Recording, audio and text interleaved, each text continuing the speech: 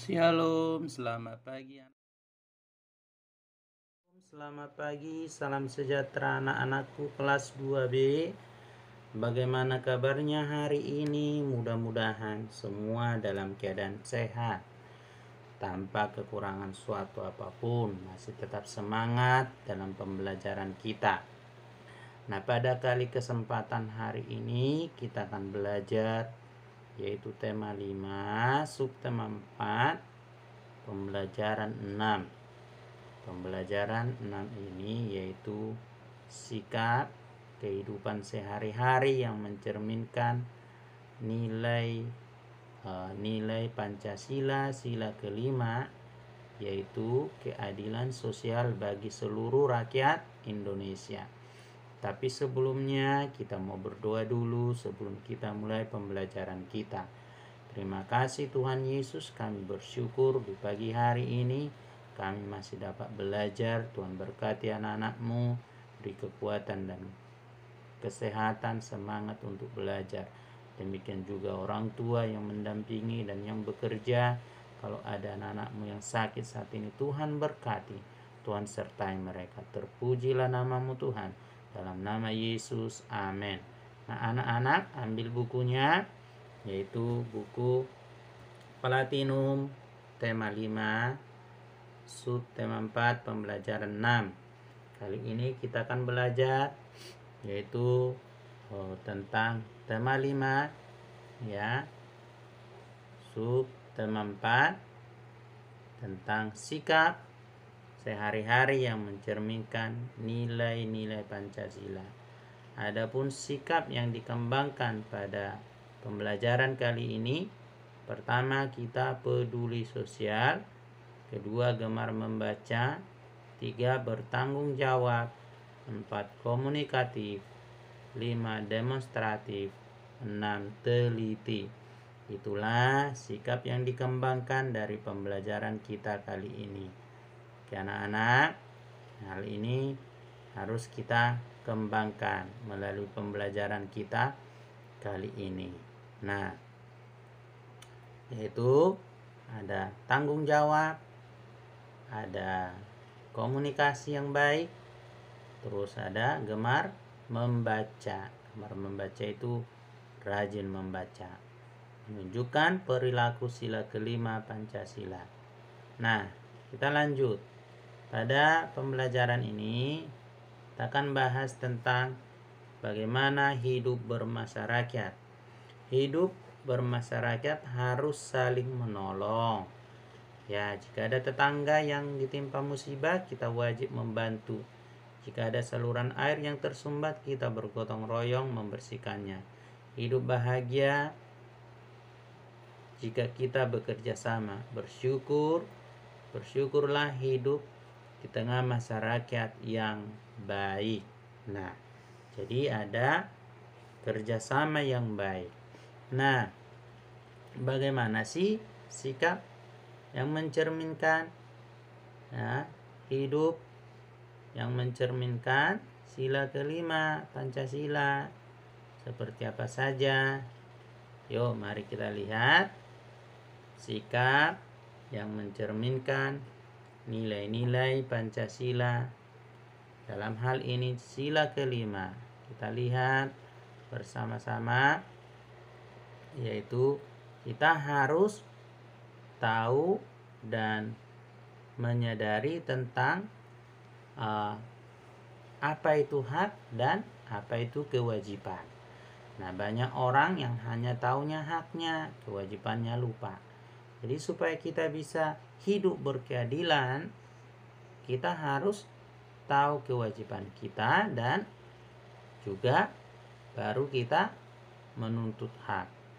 Kita harus melaksanakan kewajiban terlebih dahulu baru menuntut hak. Jangan terbalik, hak dulu baru kewajiban. Nah, itu nanti tidak akan tercipta keadilan. Ya, tapi kalau kita melaksanakan kewajiban, maka keadilan sosial akan tercipta. Jadi haknya dulu, kewajibannya dulu, baru kewajibannya dulu baru hak. Nah, anak-anak, apa sih itu hak? Ada yang tahu nggak? Hak. Oh, terserah aku dong, ini kan hakku, gitu ya seringnya. Hak itu adalah segala sesuatu yang harus didapat oleh setiap orang yang telah ada sejak lahir, bahkan sebelum lahir. Contoh, hak anak, hak bersekolah, hak mendapatkan pendidikan yang baik, hak hidup, ya, hak dilindungi. Nah, kewajiban kalian, kewajibannya apa? Yaitu hak berkewajiban untuk menghormati orang tua, belajar yang baik, ya, itu adalah kewajiban. Oke. Sedangkan kewajiban itu apa, anak-anak? Kewajiban adalah apa yang harus dilakukan, yang didorong dengan adanya rasa tanggung jawab dalam diri. Jadi, yang harus dilakukan dengan adanya tanggung jawab. Contoh anak-anak adalah sebagai pelajar, haknya bersekolah, mendapatkan pendidikan. Maka kewajiban kalian harus penuh dengan tanggung jawab, belajar yang giat, belajar yang sungguh-sungguh, ya, bukan lagi papa mamanya yang repot kalau ada tugasnya. Nah, sesekali kalau tidak bisa boleh minta bantuan, tapi bukan mutlak menjadi tanggung jawab orang tua. Oke anak-anak, kita lanjut ya. Nah, kita lihat lagi di sini. Nah, pembelajaran kita ini tadi sudah tahu itu hak, sudah tahu itu kewajiban. Nah, sekarang kita lihat untuk kita dapat memaknai sila kelima Pancasila, yaitu bahwa manusia Indonesia menyadari haknya dan kewajibannya yang sama, ya, untuk menciptakan keadilan sosial dalam kehidupan masyarakat Indonesia. Jadi supaya makna sila kelima ini dapat terwujud anak-anak, maka seluruh rakyat Indonesia harus sadar hak dan kewajibannya. Ya, harus sadar hak dan kewajibannya. Baik itu pemerintah, baik itu pendidik, baik itu guru, baik itu dokter, semuanya, ya, semuanya harus sadar hak dan kewajibannya. Bahwa kita mempunyai hak dan kewajiban yang sama. Untuk apa? Untuk menciptakan keadilan sosial, ya, dalam kehidupan masyarakat. Supaya adil itu, jadi supaya tercipta keadilan sosial dalam kehidupan masyarakat, bukan hanya tugas pemerintah, tugas tokoh agama, tapi tugas bersama. Kalau kita adil, kita tahu kewajiban kita tahu hak kita, orang lain juga punya kewajiban dan punya hak, maka akan tercipta keadilan. Contoh konkret ya di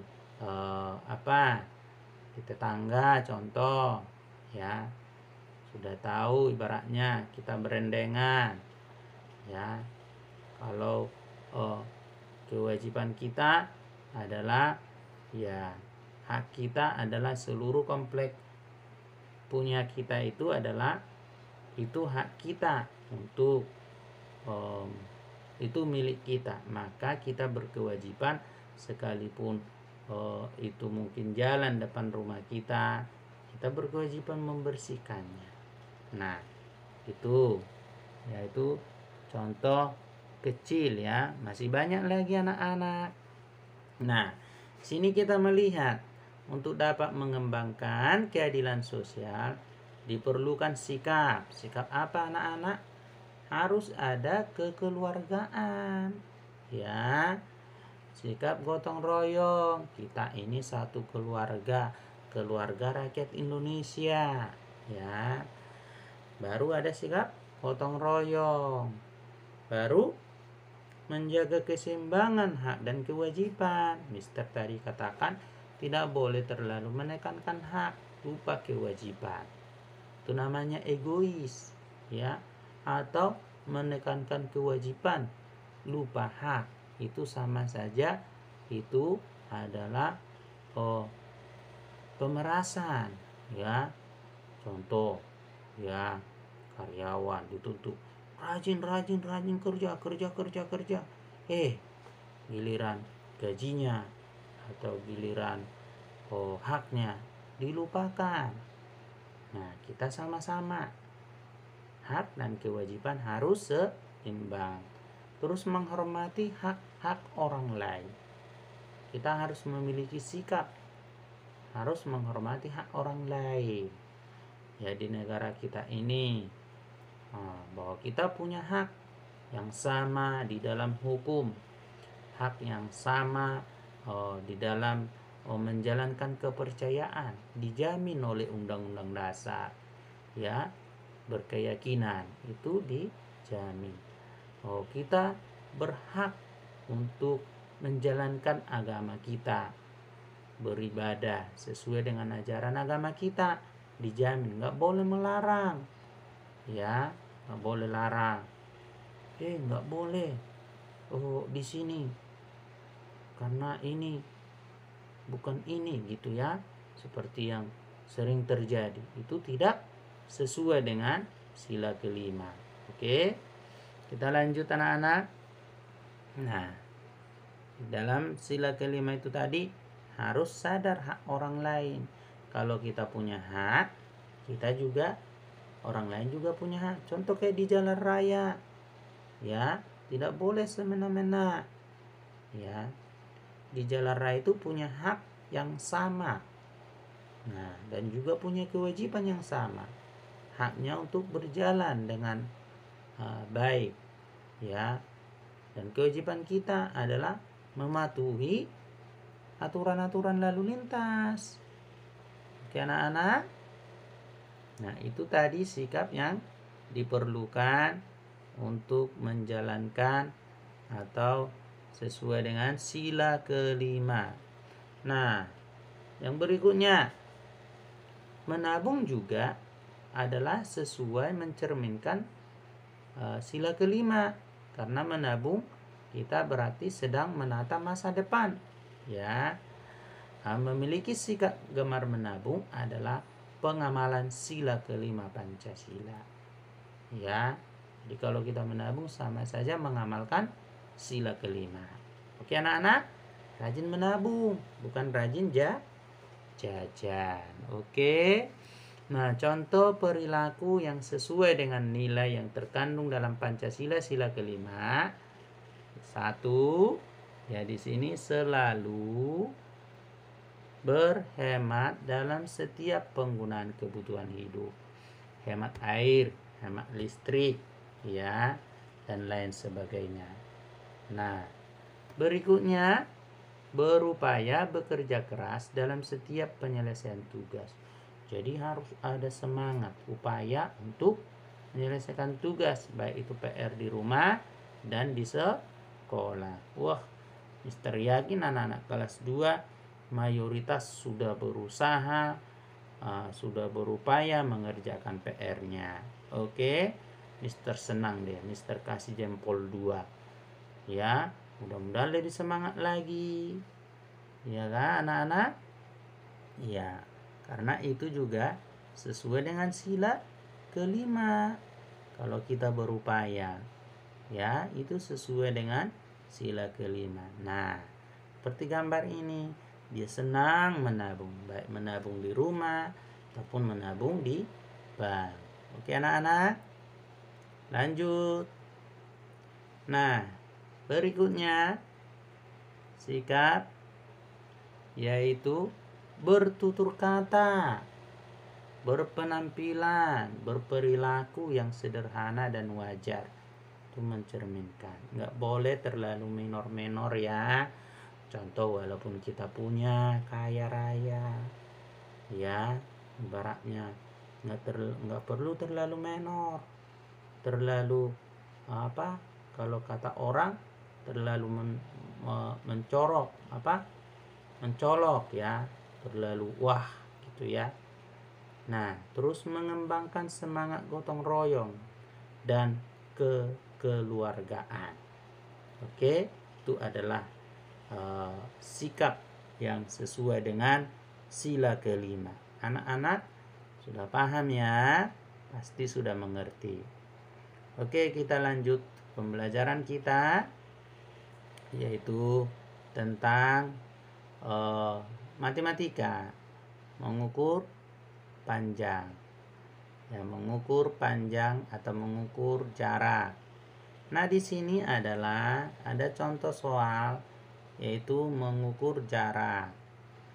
Ya, contoh di sini ya, pada bukunya soal, yaitu Stephen mengukur jarak pintu masuk ke kebun binatang ke pusat informasi. Ya, jarak pintu masuk ke kandang jarak pintu masuk ke kandang informasi 350, jarak kandang cendrawasih ke pusat informasi 6000 cm. Berapa meterkah jarak yang ditempuh Stephen pada pintu masuk ke pusat informasi? Gimana sih cara mengerjakannya? Berarti ini ada dua cara, ya, ada dua jarak yang harus kita hitung. Lihat anak-anak, pertama lihat 6000 cm, sedangkan yang satu 350 cm. Maka kita harus rubah, ya, harus dirubah dulu cm ke m. Nah, ada berapa tangga itu? Ya, 2 tangga. Lihat ya, gambarnya pintu masuk, pusat informasi, dan juga kandang kandang burung. Dari sini ke pusat informasi, pintu masuk 350 meter. Dari pusat informasi ke kandang burung 6000 cm. Maka totalnya kita lihat anak-anak cara mengerjakannya, yaitu kita lihat penyelesaiannya. Ya, maka jarak yaitu ke kandang, kita lihat jarak 1 yaitu 6000 ditambah dengan, itu ada salah ya anak-anak ya, 6000 cm dirubah menjadi 60 meter ya anak-anak, maaf ya ada yang salah ketik itu. Maka jarak kedua yaitu 350 ditambah, karena kita sudah merubah tadi 6000 itu menjadi 600, maka menjadi 950 meter. Nana pasti sudah paham. Oke, kita lihat. Nah, di sini Mister kasih tahu jadwal ulangannya. Kalau ada perubahan nanti Mister akan informasikan.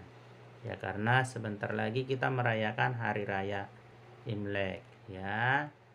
Oke, adapun tugas